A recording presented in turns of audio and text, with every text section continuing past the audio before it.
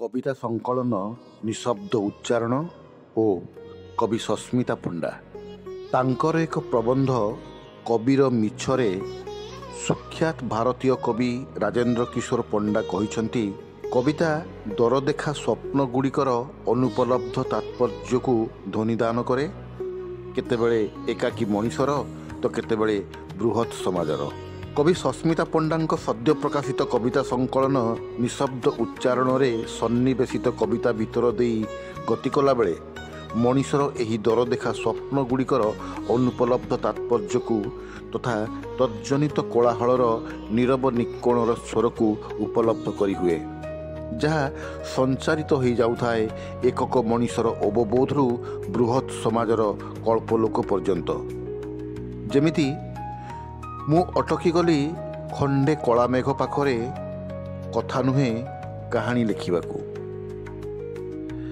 ଆଉଠାଏ ସେ ପୁଣି କହନ୍ତି, ଧାଡ଼ି ଧାଡ଼ି ଗପରେ ଲେଉଟାଣି ଡାଆଣିଆ ଖରା ତାଳୁରୁ ତଳିପା ଯାଏଁ, ତରଳେ ଉତ୍ତପ୍ତ କେଉଁ ଅଳସୀ ନଈର ଡାକରେ ବୟସର କୃଷ୍ଣଚୂଡ଼ା ଓହ୍ଲେଇ ଆସିଲା, ଆଙ୍କିଦେଲା ମଣିପଦ୍ମ କବିତା ପଂକ୍ତିରେ।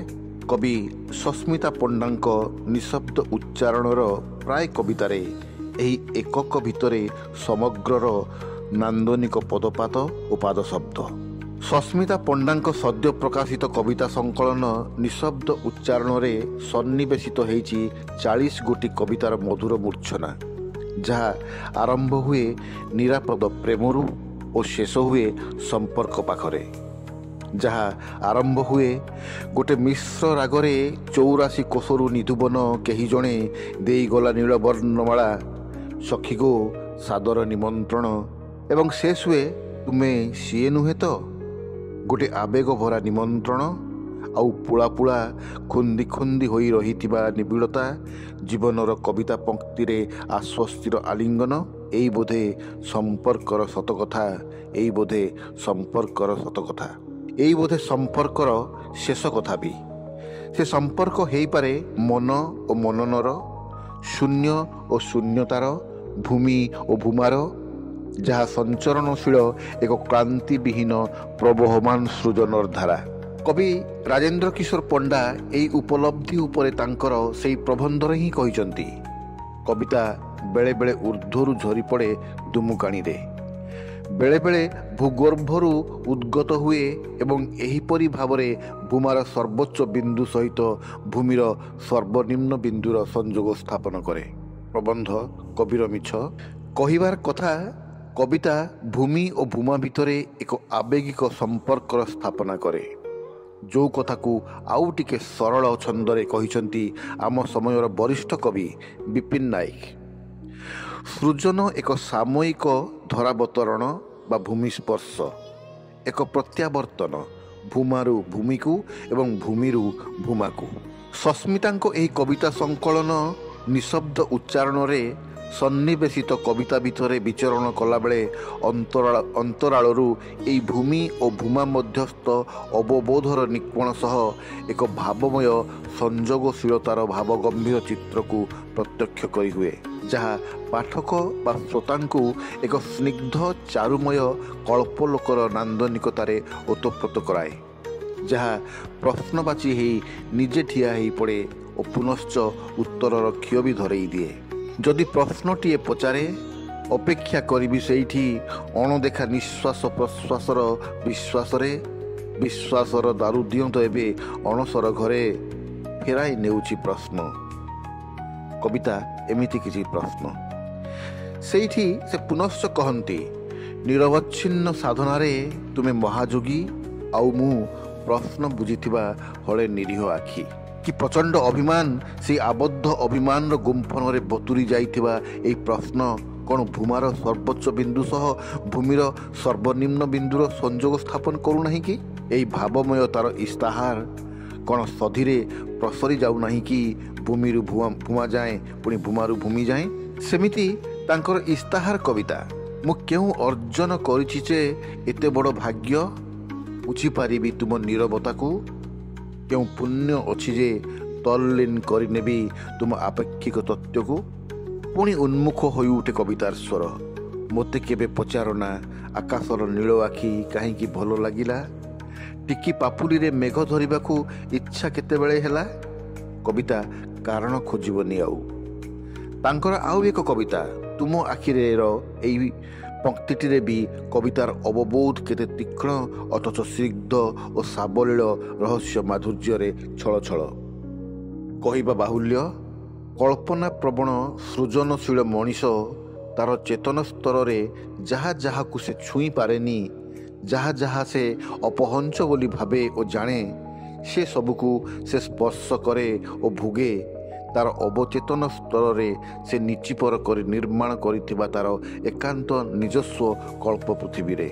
କବି ତେଣୁ ପୁସ୍ତକର ମୁଖବନ୍ଧରେ ନିଜେ ସ୍ୱୀକାର କରିଛନ୍ତି, ବିପୁଳ ପୃଥ୍ୱୀରେ ମଣିଷର ଅପ୍ରମିତ ଲୋଭ ସହ ବିଫଳତାର ଫେଣ୍ଟା ଫେଣ୍ଟି ପରିଣତିରେ କଳ୍ପନା ଗୋଟିଏ ଆଶ୍ୱାସନାର ବାଟ। ସ୍ଥାନ କାଳ ପାତ୍ରର ଅବସ୍ଥାନ ଗୋଟିଏ ସୃଜନକୁ ଭିନ୍ନ ରୂପ ଦିଏ। ସେ ପୁଣି କହନ୍ତି, ଚନ୍ଦ୍ରର ଚକର, ଚାତକ, ମେଘ, ରାଧାକୃଷ୍ଣଙ୍କ ସମ୍ପର୍କ କେତେ ମିଛ କେତେ ସତ ଅବା କଳ୍ପନା ସେ ଭିନ୍ନ କଥା, କିନ୍ତୁ ଏହି କଳ୍ପନାର ମୀନାକରା ପ୍ରବଣତା ଏହି ବ୍ରହ୍ମାଣ୍ଡର ଲାବଣ୍ୟକୁ ମନ୍ତ୍ରମୁଗ୍ଧ କରିଛି। ନିଶବ୍ଦ ଉଚ୍ଚାରଣ କବିତା ସଂକଳନ ସବୁ ବର୍ଗର ପାଠକଙ୍କୁ ଛୁଇଁବ ଓ ଅଭିଭୂତ କରିବ। କବିତା ଭିତରେ ସମାନ୍ତରାଳ ଭାବରେ ଅନୁଭବ୍ୟ ସାଙ୍ଗୀତିକତା ପାଇଁ, ଯାହା ସିଧାସଳଖ ନୁହେଁ ବରଂ ନେପଥ୍ୟରୁ ଶୁଭୁଥାଏ ଗୋଟେ ଏକୁଟିଆ ନଈର କୂଳେ କୂଳେ ଗୀତ ଗାଇ ବୁଲୁଥିବା ଏକଲା ପବନର ଆଲୁଳାୟିତ ମିଠା ସ୍ୱର ପରି। ପଞ୍ଚଦଶ ଶତାବ୍ଦୀର ସୁଖ୍ୟାତ ଓଡ଼ିଆ ବୈୟାକରଣିକ ପଣ୍ଡିତ ବିଶ୍ୱନାଥ ମହାପାତ୍ରଙ୍କ କବିତାକୁ ନେଇ କହିଥିବା ଉକ୍ତି ବାକ୍ୟମ୍ ରସାତ୍ମକମ୍ କାବ୍ୟମ୍ ଏହି ସଂକଳନର କବିତା ଗୁଡ଼ିକୁ ଏକ ଉଚ୍ଚ ସ୍ୱାଦର ମାନ୍ୟତା ଦିଏ ବୋଲି କହିବା ନିଷ୍ପ୍ରୟୋଜନ। ସଂକଳିତ କବିତା ଗୁଡ଼ିକରେ କବି ତୋଳିଛନ୍ତି ଯେଉଁ ବିମ୍ବ, ପ୍ରତୀକ ଓ ଚିତ୍ରକଳ୍ପ, ତାହା ଅନେକ ସ୍ଥାନରେ ଖୁବ୍ ନୂଆ ଓ ଖୁବ୍ ସ୍ପର୍ଶକାତର, ଯାହା କବିତା ଗୁଡ଼ିକୁ ଏକ ବିସ୍ତୀର୍ଣ୍ଣ କାନଭାସ୍ ଦେବା ସହିତ କବିତାକୁ ସ୍ୱକୀୟ ଆବେଦନରେ ଠିଆ ହୋଇପାରିବାର ସାମର୍ଥ୍ୟ ଯୋଗାଏ। ଅପେକ୍ଷା ଗୋଟିଏ ସମୟକୁ କବିତାରେ ରାତି ଆଣିଦେଲା ଅମାବାସ୍ୟା ମୁଁ ବତୁରି ଉଠିଲି, ନିରୋଳା ଅନ୍ଧାର ଜମାଟ ବାନ୍ଧିଲା ଚାରିପାଖ, କୁହୁଳି ଉଠିଲା ଗମ୍ଭୀରତା ମୁଁ ଚାହିଁଲି ସମୟକୁ। ଆଉ ଏକ କବିତା ଶୀତ ଝୁଲେ ଧାନ କେଣ୍ଡାରେ। ଶୀତ ଝୁଲେ ଧାନ କେଣ୍ଡାରେ ରଘୁଦାଦାଙ୍କ ଦା ବେଣ୍ଟରେ, ଅଧପେଟ ନାଲିଚା ଆଉ କମରଲି ବିଡ଼ିର ଶେଷ ଢୋକରେ। କବିତା ଶୀତ ସେଇଠି ଅଛି। ଆଉ ଏକ କବିତାରେ କେବେ ଉଧାର ମାଗିନି କାହା ପାଖରୁ କିଛି, କେବେ ଉଧାର ମାଗିନି କାହା ପାଖରୁ କିଛି, କେବେଠାରୁ ନିରୁଦ୍ଦିଷ୍ଟ ଇନ୍ଦ୍ରଧନୁର ପ୍ରହର, ମୁକ୍ତ ରାତିର ସ୍ୱପ୍ନ ଅନ୍ତାକ୍ଷରୀ, ଅନ୍ଧାର ତଳେ ବହି ଯାଉଥିବା ଉଷୁମ ନଈଧାର ମୋର ସମ୍ପୂର୍ଣ୍ଣ ନିଜସ୍ୱ। କବିତା ହୃଦୟ। ଏଇଭଳି ସୌଖିନ ଓ କଳାତ୍ମକ ଚିତ୍ର ଓ ବିମ୍ବ ପ୍ରାୟ ପ୍ରତ୍ୟେକ କବିତାରେ ରହିଛି। କବିତା ପଢ଼ିବା ବେଳେ ଯାହା ପାଠକର ଅନ୍ତର୍ଚେତନରେ ଏକ ସୂକ୍ଷ୍ମ ସଜଳ ଚିତ୍ରପଟ ତିଆରି କରିବା ସହ ପାଠକଙ୍କୁ ରସାପ୍ଲୁତ କରିବ।